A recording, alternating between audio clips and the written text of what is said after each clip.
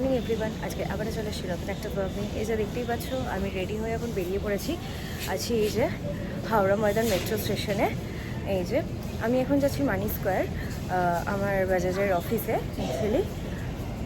তো let's go. Metro হয়তো চলে এসছে, আগে মেট্রোতে উঠি, দেন তোমাদেরকে দেখাবো। বাকি কথা আমি হয়তো ওখানে নেমে বলবো। চলো, উঠে পড়েছি মেট্রোতে। আমি যখন বাইরে দিয়ে এলাম তখন বৃষ্টি হচ্ছিল হালকা হালকা, মানে ওই আকাশটা মেঘলাও করেছিল, মানে 1 ফুটা 2 ফোঁটা যেটাকে বলে। আর তার সাথে আকাশটা মেঘলা হয়েছিল। জানি না মানি স্কোয়ারে গিয়ে কী হবে বা মানি স্কোয়ারে নেমে আমি কীরকম ওয়েদার দেখতে পাবো। যা ভেবেছিলাম ঠিক তাই, মানি স্কোয়ারে এসে সেই আমি মেঘলা ওয়েদারটাই পেলাম। তার সাথে ঝিরি ঝিরি বৃষ্টি হচ্ছিল। আর ব্যাড লাক, আজকে আমি ছাতাটাকে আনতে ভুলে গেছি, তাই ওই হালকা হালকা ভিজে ভিজে, মানে একদম তো ভিতর দিকে অফিস না মানি স্কোয়ারের, তো আমাকে ওই হালকা ভিজে ভিজে হেঁটে হেঁটেই যেতে হলো। অগত্যা কিছু করার নেই যেহেতু ছাতা আনিনি। এই যে দেখো আমি ভিতরে চলে এসেছি, আমি ভিতরে ঢুকে বসে আছি।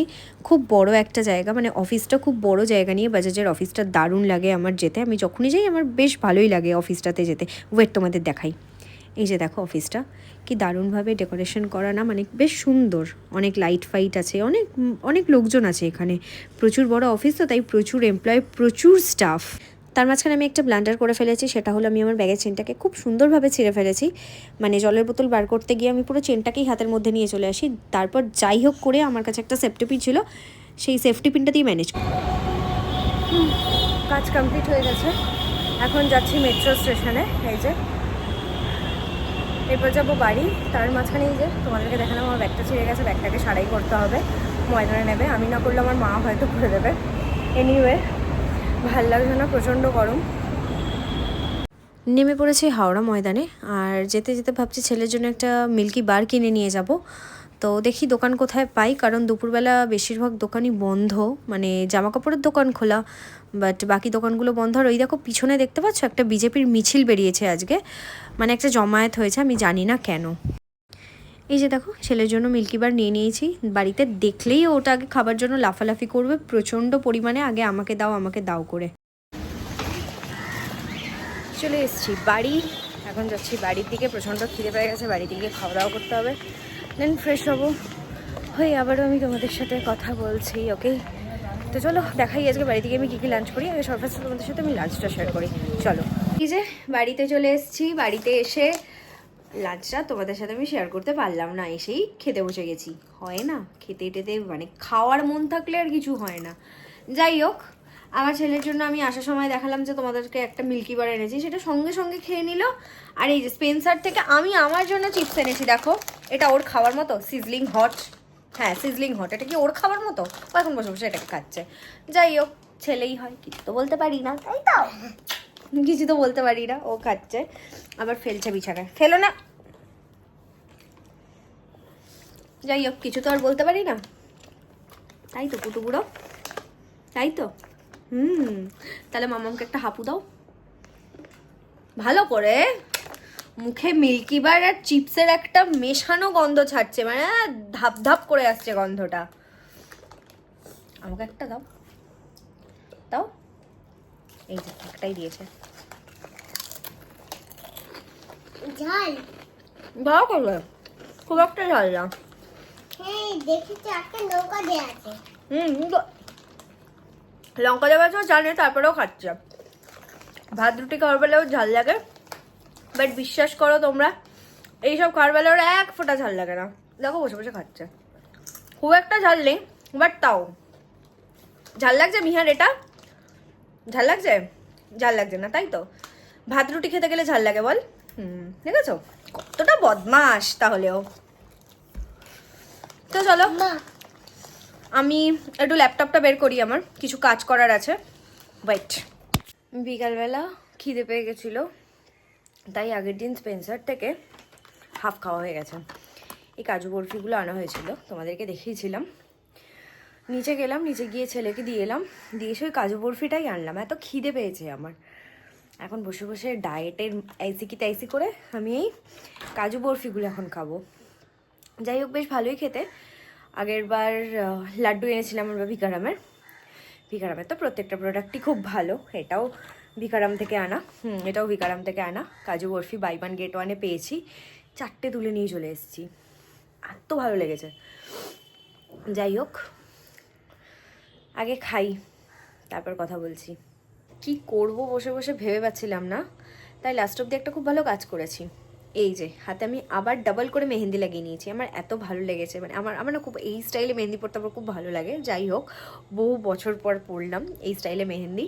আগে যখন ছোটোবেলায় নাচ করতাম তখন মানে যখন ফাংশন থাকতো তখন পরতাম। আবার এই এত বছর পর আবার এই যে নাচের জন্য আবার পরতে হলো। হ্যাঁ, তা বলে কি এত বছর নাচ করেছি, বাট এই মেহেন্দিটা পরার সুযোগ তো, এটা তো একমাত্র ক্লাসিক বা রবীন্দ্র নৃত্যেই হয়, তো আমাদের কালকে ওটাই ছিল। তো সেই জন্য আবার এইভাবে মেহেন্দি পরার স্কোপটা পেয়েছি, তাই আমি আর সামলাতে পারছি না, তাই আমি আবার ডাবল করে বুলিয়ে দিয়েছি যাতে অনেক দিন থাকে মেহেন্দিটা আমার হাতে। এটা তুলবো কিছুক্ষণ পরে, তুলে আমাকে রান্না করতে যেতে হবে। অ্যাকচুয়ালি আজকে হবে ধোকার তরকারি, ডালনা টাইপের, এই ছোটোখাটো একটু মাখা মাখা টাইপের যে তরকারি হয়, মা আলু ফালু সব কেটে রেখেছে। আমি যাবো, আমি গিয়ে তোমাদের সাথে রেসিপিটা শেয়ার করবো। ওকে, চলো। High high high high high. করছিলে তুমি এতক্ষণ? দাদার সাথে বেরোচ্ছিলাম আমি একটা ইঁদুর ঘর কিনতে। একটা বেবি র্যাটের ঘর কিনবে? তাই? ইদু ঘরটা কি? ইদু ঘর নয়, বেবিদের ঘর। বেবি র্যাটের ঘর কিনতে যাবে তুমি, তাই তো? বেবি র্যাটটা চলে যাচ্ছে বলে তোর খুব মন খারাপ? খুব মন খারাপ বেবি র্যাটটা চলে যাচ্ছে বলে?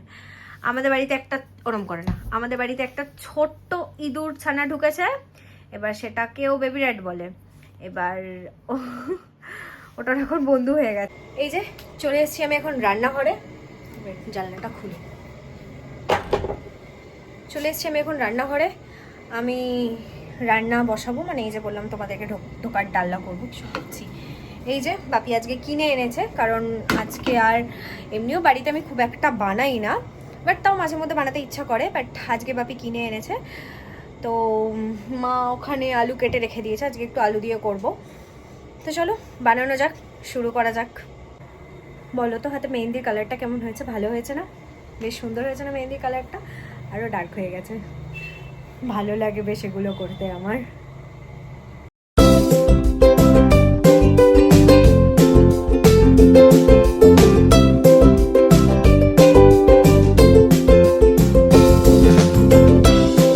আমার এইদিকে আলু ভাজা কমপ্লিট হয়ে গেছে, তোমরা দেখলে যে আমার আলু ভাজা কমপ্লিট, মানে আমি আলু ভাজতে দিয়েছি।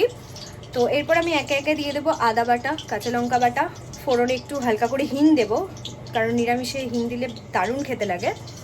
তো একটুখানি হিং দেব, আর যেরকম গুঁড়ো মশলা দেয়, হলুদ গুঁড়ো, একটু জিরে গুঁড়ো দিয়ে একটু নুন। তরকারিটা একটু মিষ্টি ঝাল হলে খেতে খুব ভালো হয়। তো চলো আমি তোমাদেরকে সবটা শেয়ার করছি। ওকে,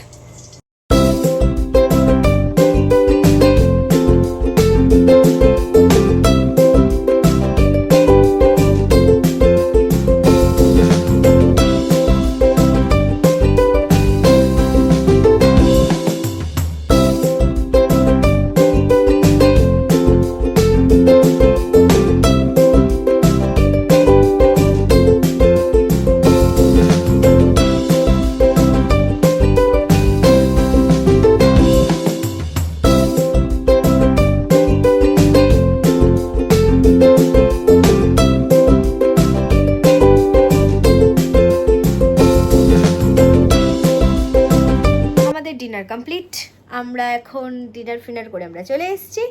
আর এই যে আমার ছেলে কি একটা মুখে নিয়েছে, এই দেখো, দে হাতে দে ওটা। ও সারাক্ষণ কিছু না কিছু কি একটা প্লাস্টিক জাতীয় মুখে নিয়েছে, সারাক্ষণও কিছু না কিছু মুখে নিতেই থাকে। এদিকে তাকাও, সারাক্ষণও কিছু না কিছু নামভাবে মুখের মধ্যে চিবাতে থাকেই থাকে, মানে ও সারাদিন এটাই করে।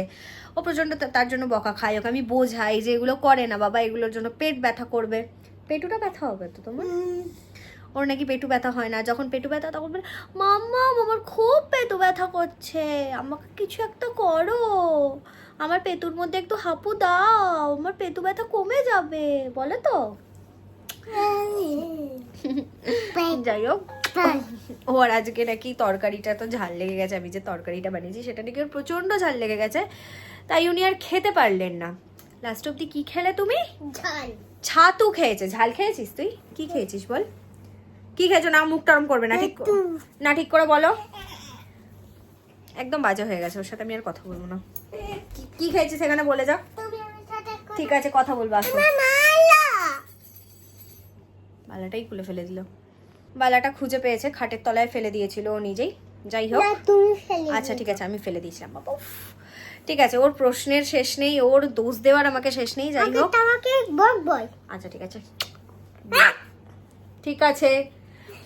এবার তুমি বলো, তুমি কি খেয়েছো বলো, ঠিক কি খেয়েছো বলো, বলে দাও। তো ঝাল ছাতুর ঝাল, সেটা আবার কি খাবার? ছাতুর ঝাল, তো ঝাল খাবো আচ্ছা ঠিক আছে, তো দাও না ঝোল। ওকে। বলো আজকের ভিডিওটা এই পর্যন্ত, দেখা হচ্ছে কালকে একটা নতুন পাখি আজকের মতো টাটা। টাটা